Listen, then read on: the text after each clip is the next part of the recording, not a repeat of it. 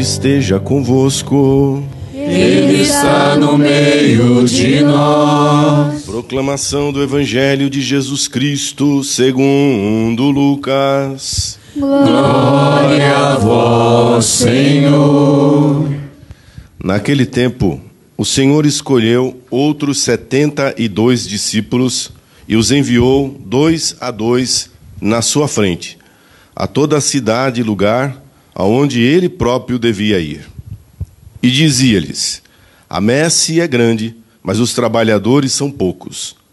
Por isso, pedi ao dono da messe que mande trabalhadores para a colheita.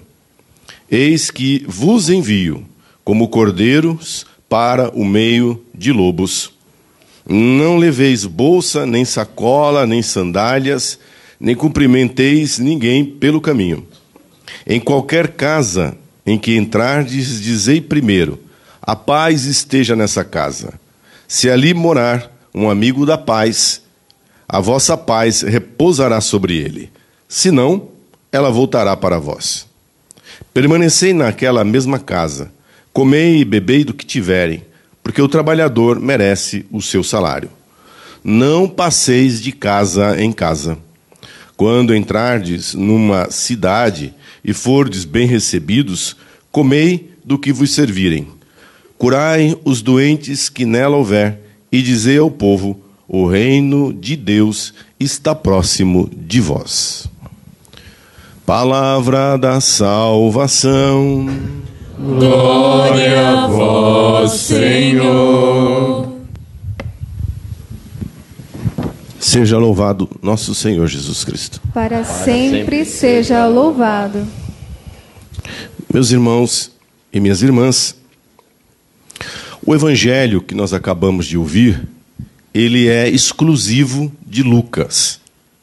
Este envio dos 72 auxiliares de nosso Senhor Jesus Cristo, nós só encontramos no evangelho de Lucas. Quando Jesus fez esta escolha, esta organização, já havia o grupo dos 12. E para os judeus daquela época, estava muito claro. Talvez para você não fique, porque você não é judeu. E não é judeu daquela época. Então, 12 apóstolos, tá bom.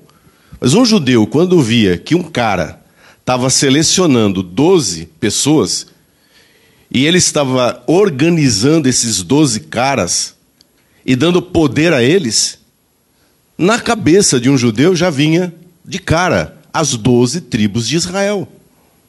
A reorganização das 12 tribos de Israel.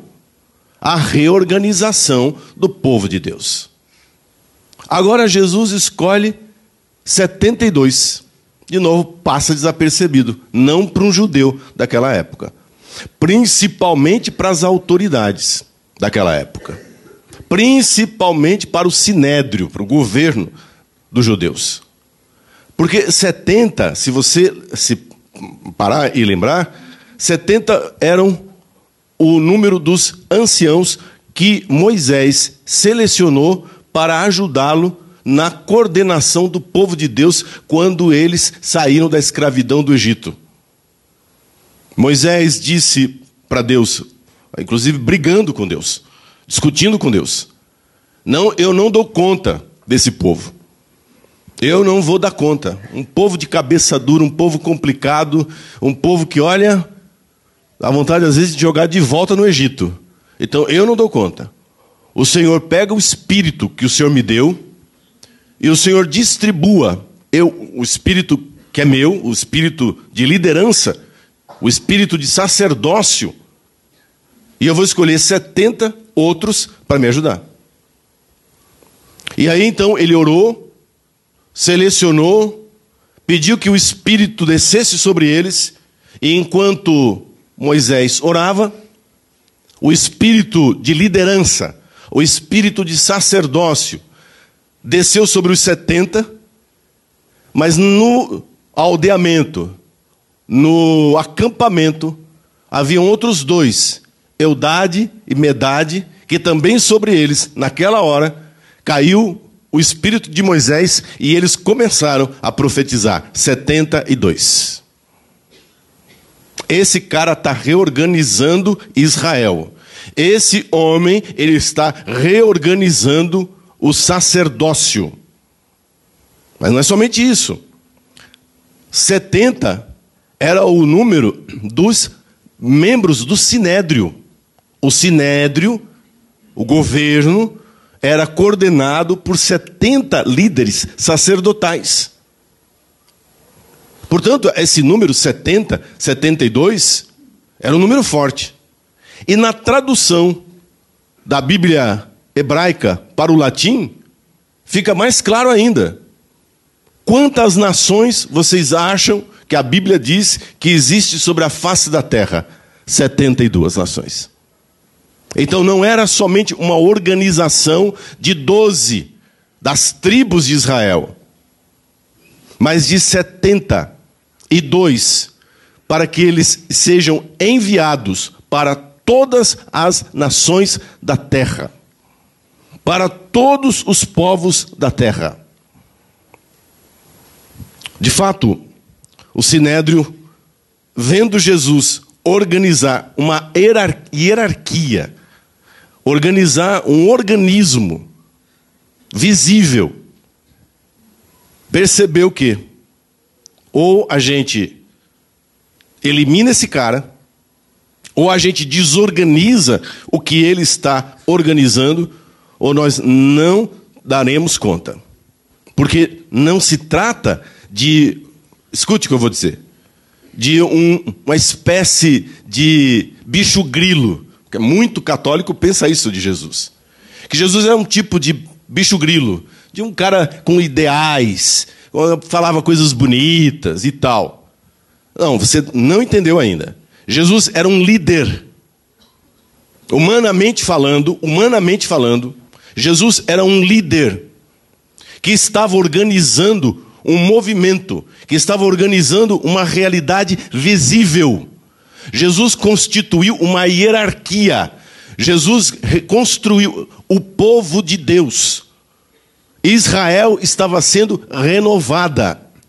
Todos os povos da terra seriam alcançados pelos apóstolos e pelos anciãos e pelos presbíteros, os quais Jesus enviou de 2 em 2, para que eles saibam que nenhum deles é dono do ministério, nenhum deles é dono do serviço.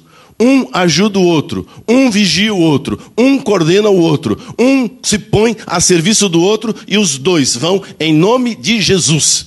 Isso é ou não é uma organização? Uma organização que tem método. O método é, vão às casas, vão às praças, vão às cidades, se receberem bem, muito bem, se não receberem bem, que fique para lá, vá para frente, não tem que estar parando. É uma missão que é itinerária, é uma missão que é de ida, não de parada. Depois, desapego total. É claro que aqui trata-se de uma hipérbole, de um exagero linguístico. Claro que Jesus não está mandando ninguém ir sem sapato. Ele está dizendo que é para ser desapegado. Desapegado a qualquer coisa. Porque se é uma missão, se ela está organizada, se ela tem um propósito, se ela tem um método, e você se prende a coisas, se você se prende a pessoas, os caras eram casados. Pelo menos eu posso dizer de um, Pedro, que tinha sogra. Inclusive, Nosso Senhor curou a sogra dele. Então, veja, se Pedro estivesse preso, a esposa, a filhos, a organização do negócio não rodava. Tinha método, tinha propósito. E a pessoa ou entrava no método, ou entrava no propósito do despreendimento, do desapego. E aí para os 12 era uma exigência muito maior. Para os 72, uma exigência muito parecida, mas não tão. E para nós, a mesma exigência. Se eu quero servir a Jesus, eu tenho que me pôr dentro de uma organização, de uma hierarquia. Não existe catolicismo de uma igreja invisível, de uma sociedade assim, na minha cabeça, na minha mente. Não, existe uma igreja, uma sociedade real, deixada por nosso Senhor Jesus Cristo, da qual eu faço parte, para a qual eu fui chamado, para a qual eu fui escolhido e aceitei. E agora eu tenho uma missão de ir pelo mundo e pregar e anunciar o nome, a verdade do Evangelho de Cristo Jesus. Essa é a primeira coisa. Eles não param por aí. A ação dos discípulos, dos 72, dos 12 e, de certo modo, de cada um de nós, é chegar nos lugares onde Deus te pôs. Em que família Deus te colocou? Em que empresa Deus te pôs? Em que condomínio Deus te pôs? Em que favela? Em que rua? Onde você está? Deus tem um propósito para você ali. Você ali deve curar, e aqui é em sentido amplo, e Ele os enviou como ovelha, como cordeiros, ao meio de lobos. Então, não sem nenhuma... não faz média. Então, quem veio para a igreja, para participar da igreja, não para ser mero ouvinte, para assentar o traseiro aí, esquentar banco dia de domingo e ir embora sem nenhum compromisso. Não. Quem quer ser discípulo de nosso Senhor Jesus Cristo, saiba que não há nenhum engano aqui. Ele não está enganando nenhum dos senhores, nenhuma das senhoras. Eu vos envio como cordeiros, como ovelhas, ao meio de lobos. Ou seja, a tarefa não será fácil. E no meio desse mundo, desta sociedade, que não vai aplaudir vocês. De cara, com certeza não. Vocês são enviados para curar, e aí veja, em sentido amplo, e para pregar o reino de Deus. Para pregar o Evangelho. São Francisco vai glosar esse versículo, dizendo, São Francisco de Assis, com a vida, e se precisar dizer alguma palavra, diga. Não, você não precisa saber a Bíblia de cabo a rabo. Se souber bastante coisa bíblica, da Bíblia, do Evangelho, ótimo, perfeito, é isso aí. É bom que você conheça a doutrina, perfeito, o catecismo, maravilha. Mas o maior testemunho que você dará será pela sua vida, pela sua postura de vida. Ovelha no meio de lobos, curando e pregando o Evangelho da salvação. Debaixo de uma hierarquia, debaixo de um governo, dentro de uma organização real, visível, chamada igreja. Isso aqui que está sendo descrito no Evangelho da missa de hoje é a igreja. E, portanto, eu só posso fazer isso se eu obedeço às ordens de Jesus. Amém? Sem obediência, você não vai a lugar nenhum. Sem obediência, você não sai para curar ninguém, e muito menos para pregar o Evangelho. O que eu assisto, o que nós assistimos no decorrer desses 2000 anos de história da igreja, é que quando você rejeita a autoridade dos apóstolos, quando você rejeita a autoridade dos presbíteros, a palavra presbiterói é ancião, padre, é o meu grau. Eu estou ordenado no grau de presbítero. Quando você não está debaixo da obediência dos sucessores dos apóstolos, os bispos, do sucessor do apóstolo São Pedro, o Papa, quando você não está debaixo da autoridade de um pároco, de um presbítero, você não vai a lugar nenhum. Porque, primeiro, essa desobediência gera divisão, cisma. Divisão falta de subordinação, falta de aceitação, de coordenação, gera cisma. Sim, é disso que se trata. Nós estamos assistindo aí as polêmicas na internet, com sede vacantistas, gente que diz que o último Papa foi Pio XII e que de lá para cá não teve Papa mais na igreja. Todos os papas que vieram depois do Concílio Vaticano II não são papas. Isso não é uma brincadeira, isso é sério. Não te toca, porque você não está nesse meio. Mas muitas pessoas ficam escandalizadas quando se aproximam da Igreja Católica. Estão voltando, muita gente está voltando. Muita gente decepcionada com essas seitas. Querem ver na igreja um lugar de obediência, um lugar de organização. Aí quando se aproximam e percebem essa Centro Dom Bosco, vamos dizer o nome, que começou fazendo um trabalho muito interessante de publicação de livros, de crítica a essas liturgias malfadadas, essa bagunça, essa esculhambação que algumas paróquias vivem depois do concílio, não por culpa do concílio, mas que hoje, publicamente, aconselham os católicos a não irem na missa de Paulo VI. Essa missa, a missa nova, a missa reformada pelo Concílio Vaticano II. Porque a única missa que tem valor é a missa tridentina, para eles. É a missa que era celebrada antes do Concílio Vaticano II. A missa Versus Deo, que vocês chamam de Costa, em latim, toda cantada em canto gregoriano, com o padre fazendo tudo ali e o povo aqui rezando calado. Essa é a missa que vale. Outra missa não vale. Eles, na internet, depois de terem alcançado um número impressionante de seguidores, livros, publicadora, cursos e livros que quem compram? Vocês que frequentam a missa católica, a missa de Paulo VI, a missa nova. Com o dinheiro de vocês, agora o Centro Dom Bosco, cheio da grana, com condições, começa a pregar contra a missa e dizendo para o católico comum, que nem conhece essas coisas, que nem sabe dessas coisas, que é melhor ficar em casa rezando o rosário do que ir para a missa no domingo.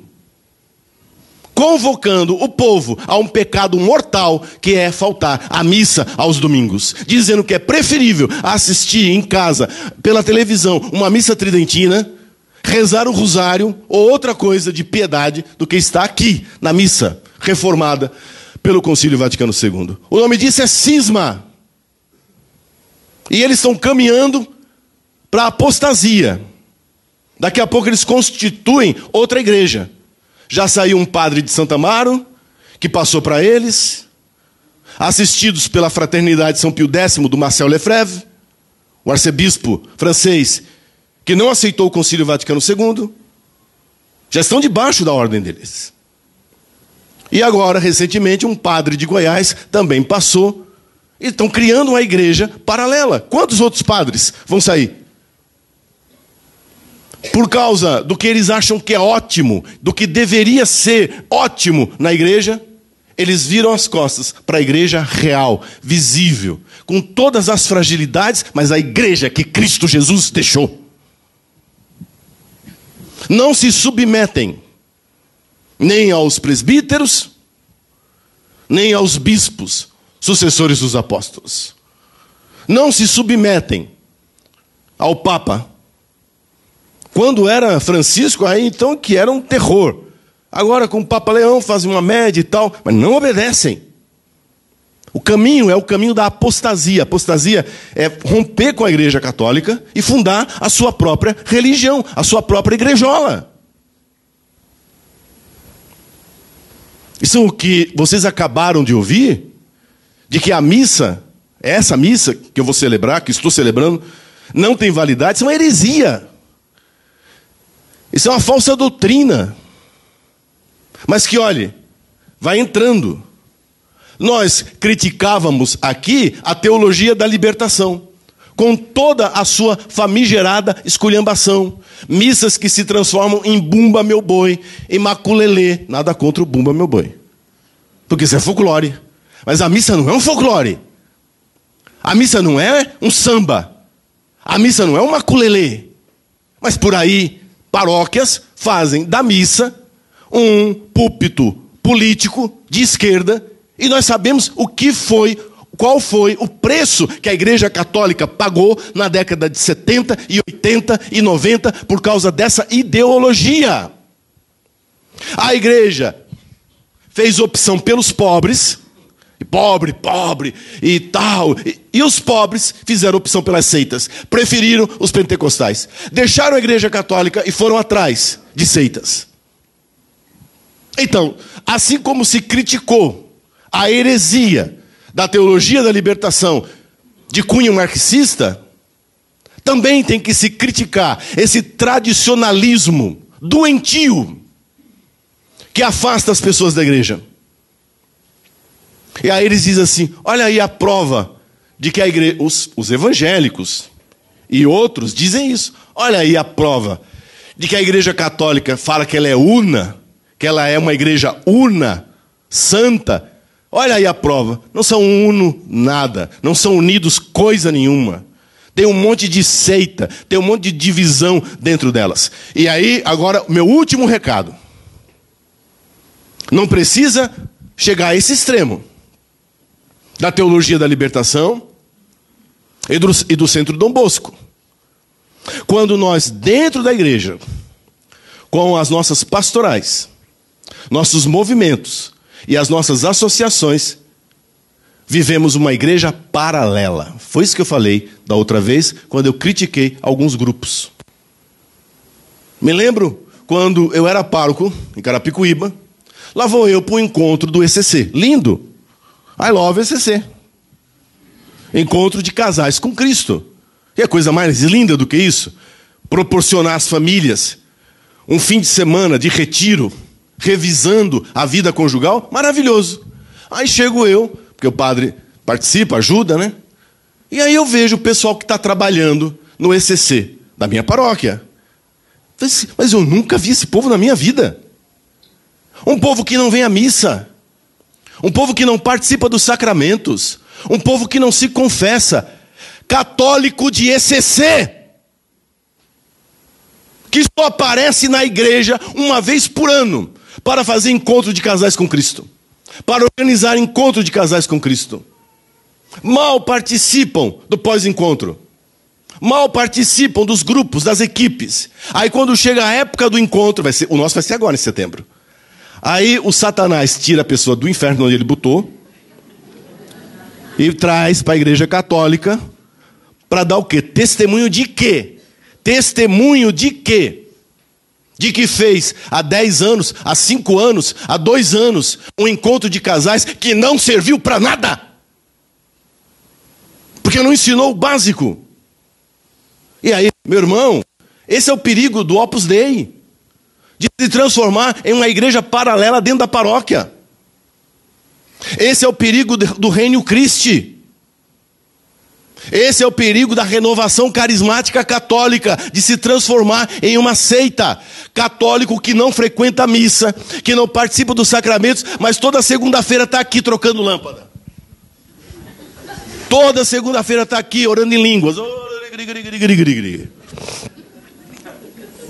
Isso é católico?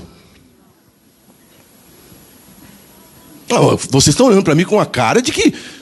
Não, imagina. Onde que... Não é aqui.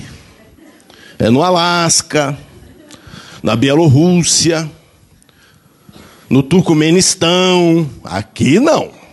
Aqui tudo ali demora. Mas esse é o perigo.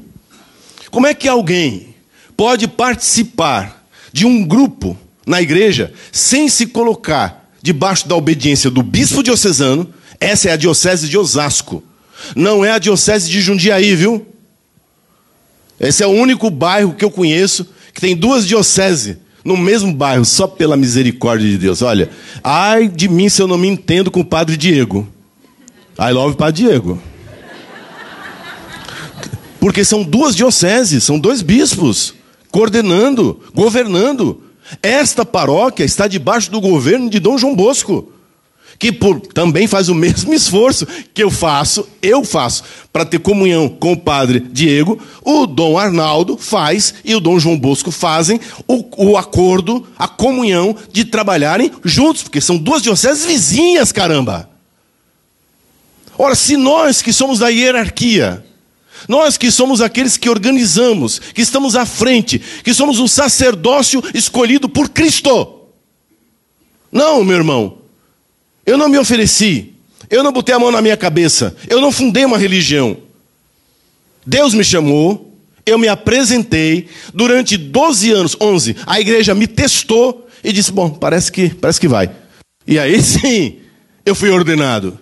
Ora, se nós que somos da hierarquia, tomamos esse cuidado para viver em comunhão, para viver a vida de paróquia, como é que alguém pode achar que pode ser cristão, católico, sem ter vida de paróquia? Sem estar debaixo da obediência de um pároco. E o que eu vejo muitas vezes é a pessoa entrando para grupos para escapar da unha do pároco. Entendeu? Para não ter que dar sastifa, para fazer o seu próprio grupinho, a sua seitinha.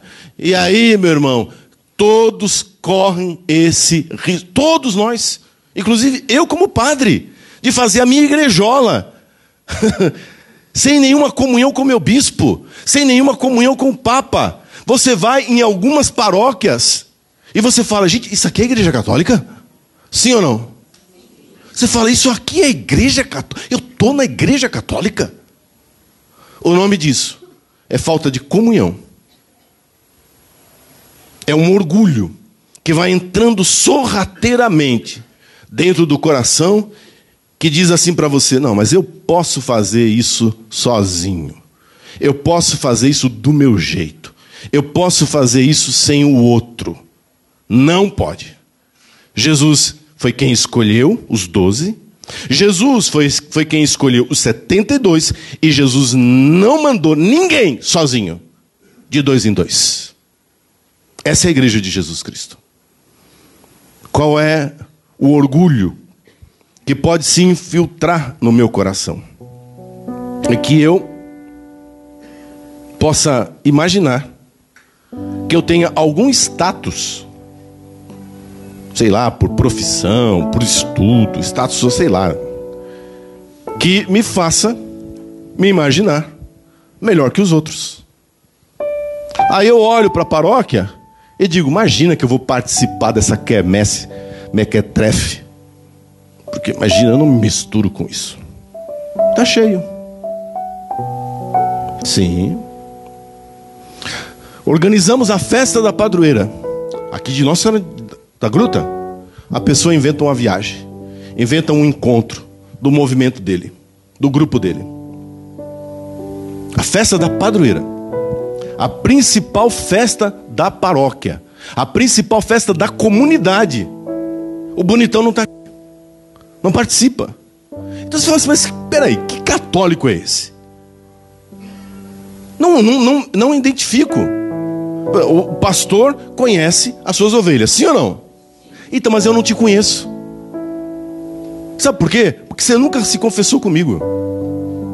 Você nunca teve a audácia, porque seria uma audácia, de me parar na saída e dizer, eu não estou nem aí, vou pegar o Padre Birajara aqui e falar um oi para ele. Padre, tudo bom? Mudei para cá. Olha, vim trabalhar aqui e agora a gente mora aqui. O senhor agora é o meu pároco. Você sabe quantas pessoas fazem isso? Muitas pessoas, muitas. Aí eu dou um abraço, digo seja bem-vindo, guardo bem a cara da pessoa, faço um escaneamento facial, porque eu sou desses. Eu não lembro o nome. Padre Silvio Andrei, eu acho impressionante. Conhece Padre Silvio Andrei? Ele lembra do nome da pessoa, do time que a pessoa torce, do nome do pai, do nome. Eu acho lindo, eu não consigo. Então, mas a cara eu guardo. Eu sei, é a ovelhinha do meu rebanho. É a ovelhinha do rebanho de Cristo. Aqui, ó, conheço.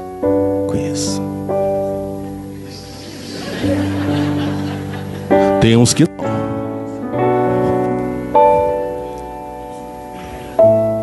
Você vocês estão brincando, vocês estão achando que isso é brincadeira, isso é muito sério. Esta é a nossa paróquia. Você pode participar de qualquer grupo. Aliás, eu incentivo. Duvido que tenha um padre que incentive mais do que eu. Apostolado da oração, amo. De paixão. De verdade. Não tem padre que incentive mais. Equipes de Nossa Senhora. Tá bom. Tá bom? Incentivo. Amo. Fui equipista. Mais de 10 anos. Agora, qual é o perigo? É você achar que porque você tem um cargo, uma profissão, sei lá o quê, você está eximido de uma vida na paróquia. Nunca tem obediência. Faz o que quer. Vou traduzir para terminar. Um domingo na Nossa Senhora do Brasil. Ama Nossa Senhora do Brasil. Padre Miquelino, pelo amor de Deus. Mas um domingo está na Nossa Senhora do Brasil. Outro domingo no Jardim Europa, na São José. Outro domingo está na Aparecida do Norte. Outro domingo está aqui. Outro domingo está na Bom Pastor. Não tem paróquia. Não tem obediência. Não está dentro do organismo. Está pulando de galho em galho. E a gente sabe o que é que acontece, né? Uma hora o galho quebra. Uma hora a vida... Ah, eu não sei por que a minha vida espiritual não progride. Ah, eu não sei por que a minha vida de bênçãos não acontece. Para de pular, macaco gordo. Para de pular de galho em galho. Põe teu coração numa paróquia. É na Nossa Senhora do Brasil. Deus te abençoe. Vai pra lá. Quando a gente foi reformar a matriz, a gente começou a participar da missa lá embaixo. E era um cheiro de esgoto. Era um cheiro de merda. Tinha dia que era... Quem lembra disso? Não era? Tinha dia que era insuportável. Uma pessoa falou pra mim assim: padre, não tenho condição. Eu não fui criado no meio desse cheiro. Só a Febo Patioli dali pra frente. Tô indo na Nossa Senhora do Brasil. Eu falei: tá mais cheiroso lá? Tá, padre. Tá mais... Mas você volta, padre, depois que passar o cheiro. Teve gente que voltou e teve gente que nunca mais voltou. Amém, tá lá. Louvado seja Deus. Agora, o que precisa é você tomar prumo na sua vida espiritual. E não utilizar os grupos da igreja para se esconder, para não obedecer. Ou pior, uma desculpa esfarrapada de que não tem tempo. E aí nunca tem uma paróquia para se firmar. Aqui eu termino rezando e pedindo a Deus, nosso Senhor, que essa homilia eu já fiz uma outra vez. É a primeira vez que eu faço essa homilia, instando, chamando, convocando você a se colocar dentro do grupo dos 72, amém? A se colocar dentro do grupo dos 12 apóstolos, a se colocar dentro da igreja organizada por Cristo Jesus. Porque aí a sua vida espiritual, agora sim, guiada, orientada, dentro da paróquia. Hoje à noite você vai lá, na quermesse. Não é por causa do teu dinheiro, não. Não, olha, escute, não precisa gastar nada. Se quiser, é bom, mas não precisa. Vá prestigiar o pessoal que está trabalhando. Tem umas 150, quase 200 pessoas envolvidas. É um fim de semana. Um fim de semana. Nós fizemos lá a festa da cidade de Barueri, ali. A prefeitura entrega umas barracas para as paróquias. Muito bem. O melhor dia lá foi o nosso dia aqui na sexta-feira. Nós faturamos mais do que o melhor dia na maior festa junina da nossa região. Vocês acreditam? É isso. Agora, você acha que nós estamos preocupados? Olha para mim. Nós estamos preocupados com isso? Não. Não é isso. É um encontro. É a fraternidade. É dizer, eu sou daqui. É minha paróquia. Eu conheço as pessoas. Irmãos, isso não tem preço. Não tem dinheiro que pague. Entendeu? Moço, você vai encontrar sua mulher, sua esposa, sua futura esposa na quermesse. É o melhor lugar para arrumar mulher. O melhor lugar para casar é em quermesse de igreja.